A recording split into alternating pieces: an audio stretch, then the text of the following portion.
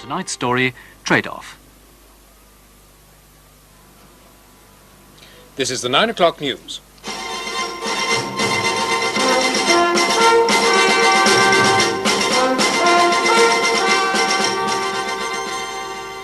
Good evening.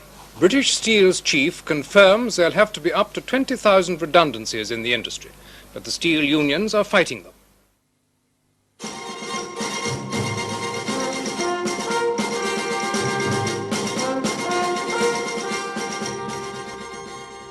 The nation pays its final tribute to Earl Mountbatten of Burma, victim of the IRA. His funeral service at Westminster Abbey was attended by the whole royal family and leaders from many parts of the world. One of them, the Irish Prime Minister, Mr. Lynch, later had talks with Mrs. Thatcher, and they agreed on the need for greater cooperation on security. And tonight's other major stories. In Blackpool, the Trades Union Congress have rejected a call for mass protests at the government's economic policies. The American Secretary of State has asked for urgent talks with Moscow about Soviet combat troops in Cuba. And the British businessman released in Sardinia says his kidnappers want an £11 million ransom for his wife and daughter.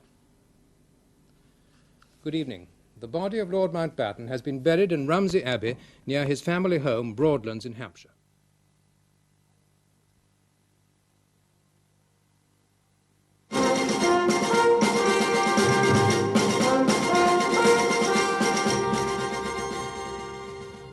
One survivor lucky enough to emerge from the Algerian earthquake, but thousands are still buried in the rubble.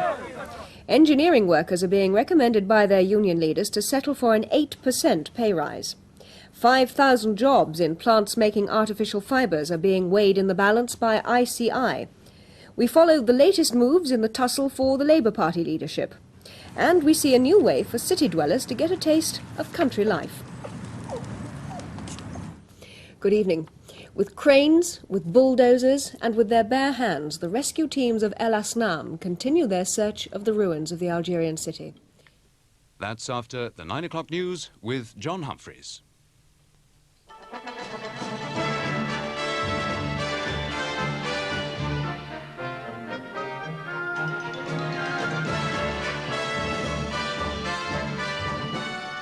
A new mission for the Harriers. They're dropping leaflets. The message to the Argentines, surrender or else.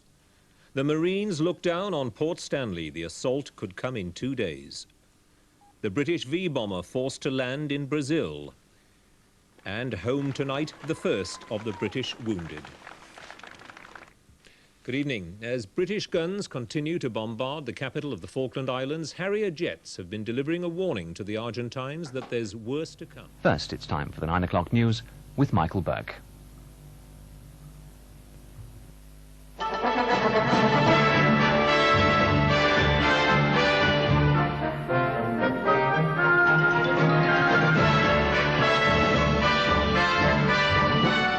Three Russians expelled from Britain tonight for spying.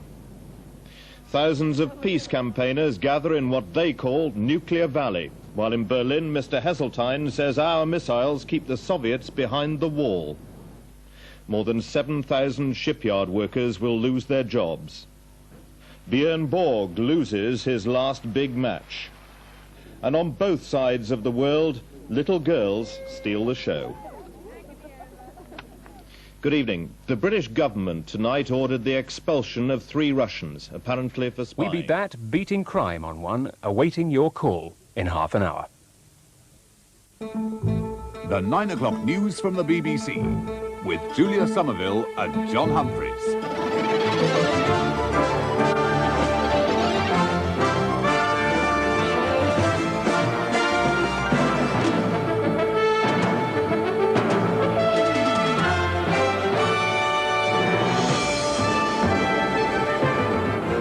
Natural childbirth champion Wendy Savage is cleared of incompetence. The spy kit that sent a mystery couple to jail. Sport and South Africa. Now Britain's bid for the Olympics is threatened. And a full house of royals in London tonight.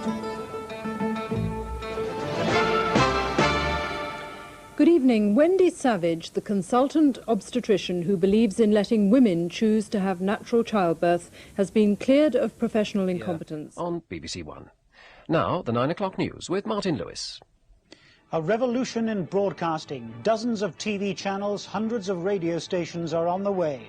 The Home Secretary promises safeguards to preserve the best programmes. Labour predict lower standards.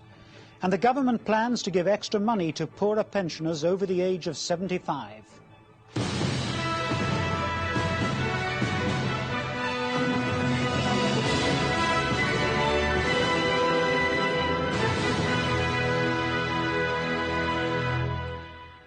Good evening. British television is to undergo its most fundamental change since the arrival of ITV over 30 years ago. The 9 o'clock news now on BBC One with Peter Sissons. John Major names the day at last. The people will vote on May the 1st. And within hours, the Prime Minister was back campaigning from his famous soapbox, confident he'd win again. But tonight, the paper that claimed it won it for the Tories last time has switched allegiance to Labour. And no new dumping place in the Lake District. The nuclear waste company Nirex has lost its fight to start tests.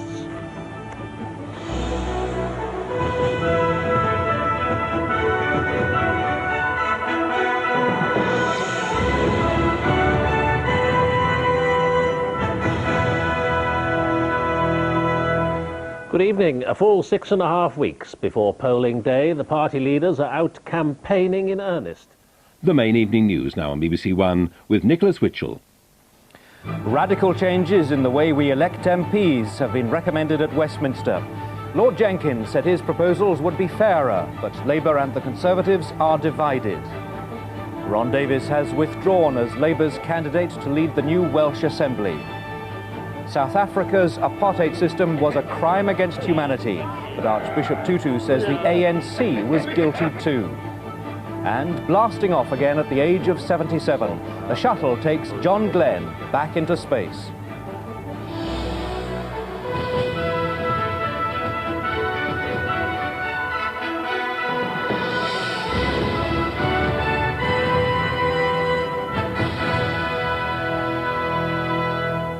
Good evening. Fundamental changes in the way we elect our MPs have been recommended in a report commissioned by Tony Blair. First on BBC One with George Alagai in Jerusalem and Peter Sissons in London.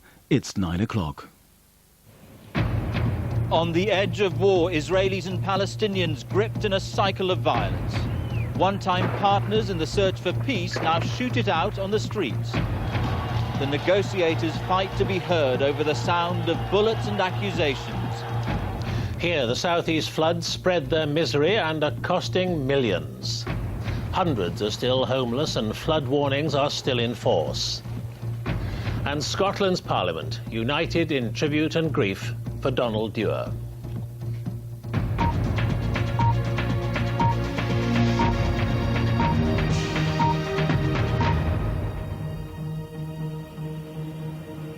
Good evening from Jerusalem, where Israel and the Palestinians today stand on the brink of war. BBC One in the southeast. Now the news at 10 o'clock with Michael Burke and Mike Embley. The Middle East Peace Summit stalled and turned into a shouting match. On the streets, another day of bloodshed and mass protest across the region. Peter Mandelson, the pressure's back over the home loan from Geoffrey Robinson. Young British gays are gambling with the AIDS virus, a special report. And now it's Europe's turn. The worst floods for a decade bury parts of Italy in mud. And here in the southeast, victims condemn the secret court deal that kept this child abuser out of prison. And London's new transport boss, we meet the straight-talking New Yorker who wants the tube to run all night.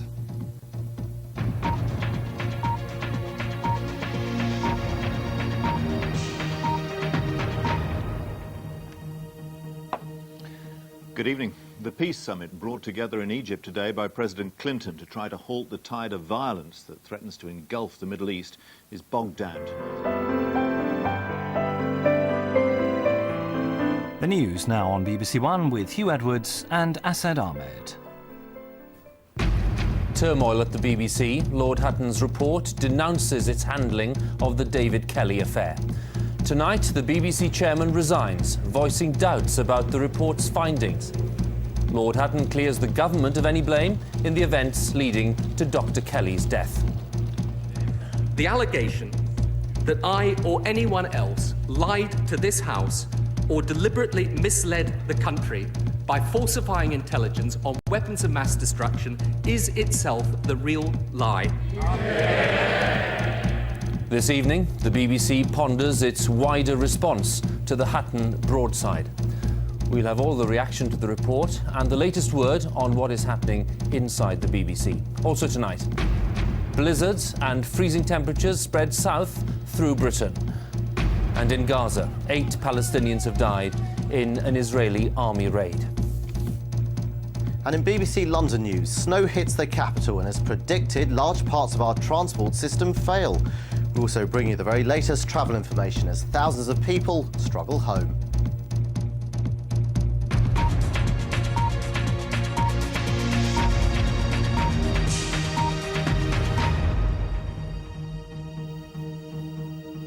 Good evening. The BBC has been thrown into turmoil by the damning verdict of Lord Hutton. Charles Clarke resists demands for an urgent common statement about the prisoner release scandal. It follows reports that he failed to tell Tony Blair about the scale of the crisis for 3 weeks. That, I think, is the final straw that means he really has to go, and the Home Office must be put under new leadership.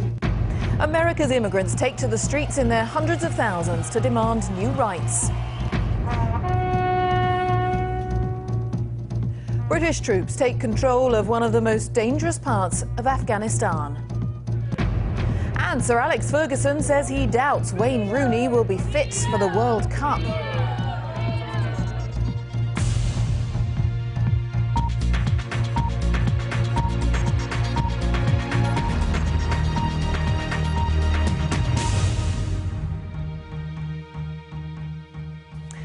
Good evening. John Prescott says he will give up his Grace and Favour home at Dorneywood. Amid the mounting controversy over his official residence, he says he wasn't forced out. But in a statement, the Deputy Prime Minister admits his country home had become an increasing source of concern in his own party. Also tonight, America moves to end the nuclear standoff with Iran. It offers direct talks for the first time in 27 years. The victims of Europe's growing mountain of old computers and TVs, we've a special report. And after the wettest May for 20 years, why is there still a drought? In the south, fighting for his life, a young man is stabbed as he tries to stop an attack on a woman. His parents appeal for help. And coming home early, a sickness virus hits holidaymakers on board the Sea Princess.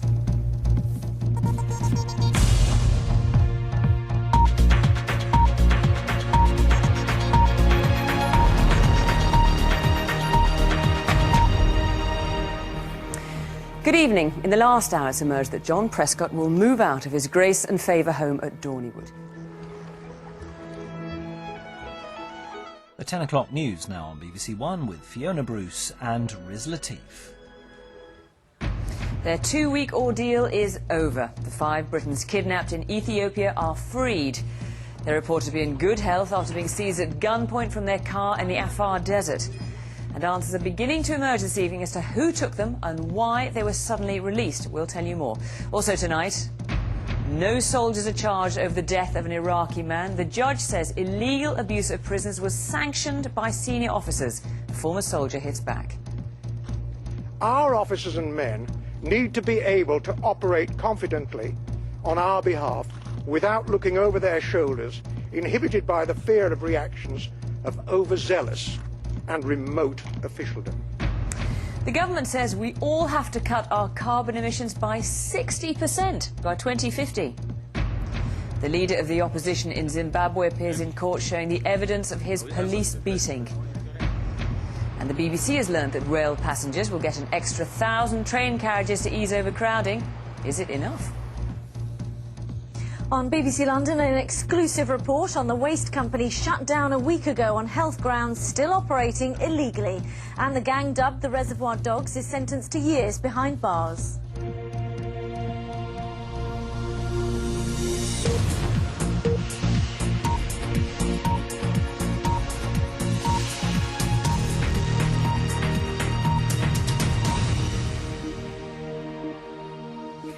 Good evening. The 5 British embassy staff kidnapped in Ethiopia have been released unharmed. Tonight at 10, an 8-month prison sentence for Chris Huhne and Vicky Price for perverting the course of justice. Huhne says he lied and lied again to save his career and to protect his family. The case exposed the breakdown of their marriage in painful detail. Perverting the course of justice is a very serious criminal offence, and I think that's been reflected this afternoon in the sentences handed out to Mr Huhne and Ms Price. And tonight, the former Cabinet Minister and his ex-wife are spending their first night behind bars. We'll be looking at any lasting political effects from the affair, also on the programme. The danger to public health posed by growing resistance to antibiotics. As the budget approaches, David Cameron faces Tory calls to cut taxes and freeze public spending. Government lawyers appeal against the bloc on deporting the terror suspect Abu Qatada. And 2 years after Japan suffered a tsunami and earthquake, we return to the damaged nuclear site. There is still a huge amount of radioactive material in there without any concrete protection around it. And coming up in Sports Day on the BBC News Channel, Reading manager Brian McDermott is sacked after 4 straight losses leave the club in the Premier League relegation zone.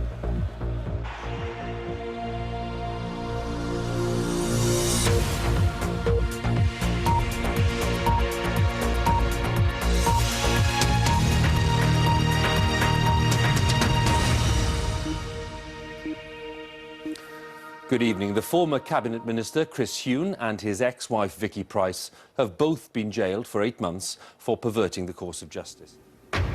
It's on. MPs vote for the snap general election to take place on June the 8th. The ayes to the right, 522. The noes to the left, 13. The vote is passed overwhelmingly, though some MPs and the SNP abstain. The party leaders waste no time in getting on the campaign trail tonight. It's a choice between strong and stable leadership under the Conservatives or weak and unstable coalition of chaos led by Jeremy Corbyn. Are we going to be a country that works only to make the richest even richer? I know which side I'm on, you know which side you're on. This election is going to be fought on the streets of this country. The Prime Minister says she won't take part in any TV debates, and the former Chancellor George Osborne quits as an MP. We'll bring you all the latest. Also tonight, the mystery of the missing warships. President Trump said he'd sent an armada to North Korea. So where is it? Prince Harry says he's amazed at the response to his comments about his difficulty in coping with his mother's death. And the volcanic eruptions that can be predicted using technology in space. And coming up in Sports Day on BBC News, Sam Warburton is picked to lead his pack of Lions again. He'll captain the squad on their tour of New Zealand and their tests against the mighty All Blacks.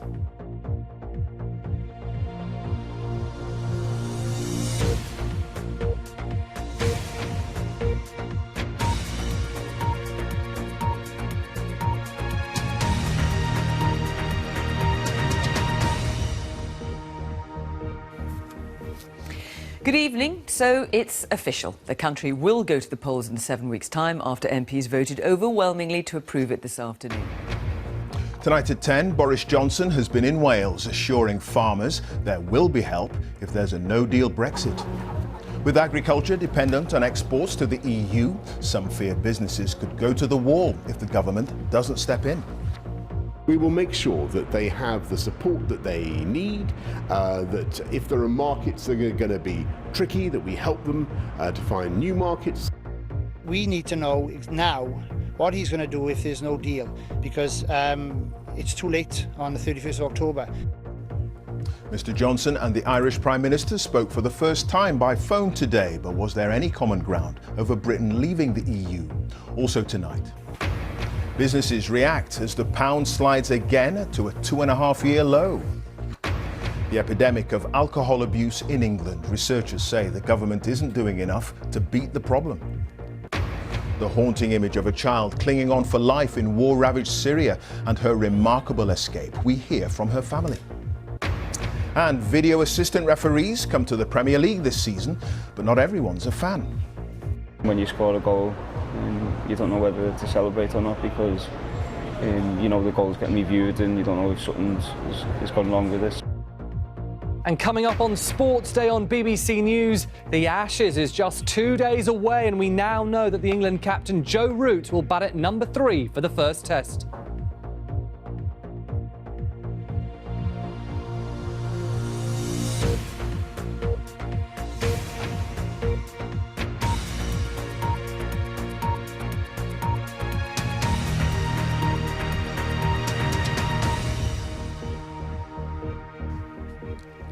Good evening. Boris Johnson has made his first visit to Wales as Prime Minister, outlining his proposals for Britain's exit from the EU.